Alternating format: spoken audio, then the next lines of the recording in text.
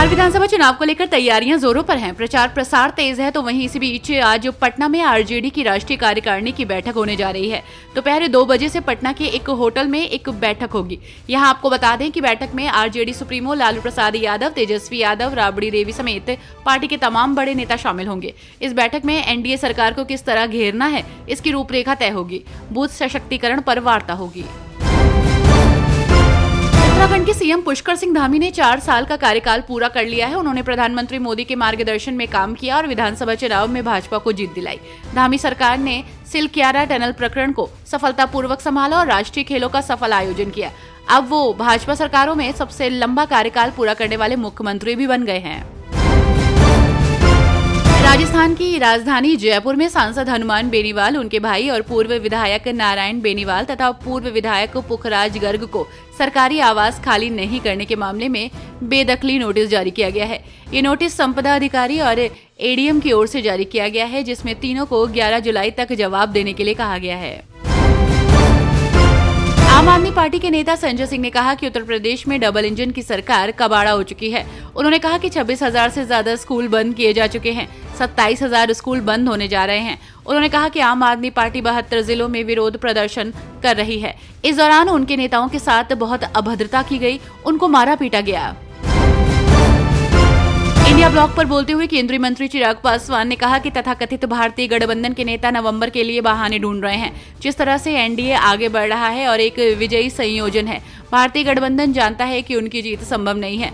RJD को पता होना चाहिए कि अगर हम अपने मूल स्वरूप में होते तो वे निम्नतम अंक भी पार नहीं कर पाते।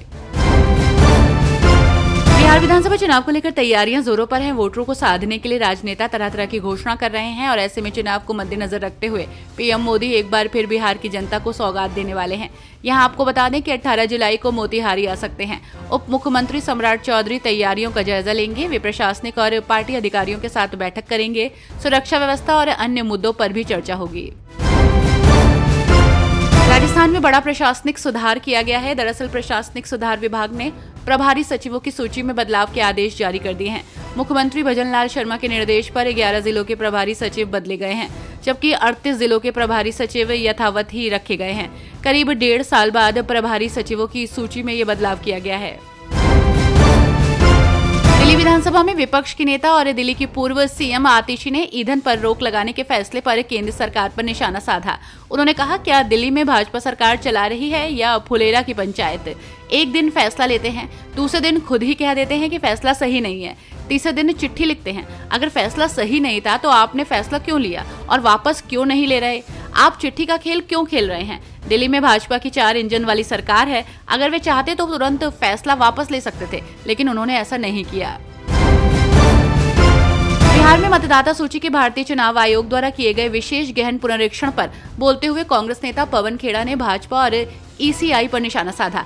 उन्होंने कहा कि हमारी टीम ने आपके सामने आंकड़े पेश किए। एनएफएचएस के आंकड़ों के अनुसार बिहार में केवल 2.8% लोगों के पास जन्म प्रमाण पत्र है। जिनके पास नहीं है वे कहां से प्रमाण पत्र लाएंगे? अब चुनाव आयोग और उनके पीछे बैठे लोग बाहरी और बिहारी का फैसला करेंगे। महाराष्ट्र में भाषा विवाद को लेकर सियासी पारा हाई है। वहीं इसी बीच महाराष्ट्र के मंत्री नितेश राणे ने मराठी न बोलने पर फूड स्टॉल मालिक से मारपीट के मामले पर कड़ी प्रतिक्रिया दी। उन्होंने कहा कि सरकार इस पर सख्त कार्रवाई करेगी। राणे ने आमिर खान और जावेद अख्तर का उदाहरण देते हुए कहा कि क्या वे मराठी बोलते हैं। उन्होंने दिशा सालियान मामले पर कहा कि सच्चाई सामने आनी चाहिए।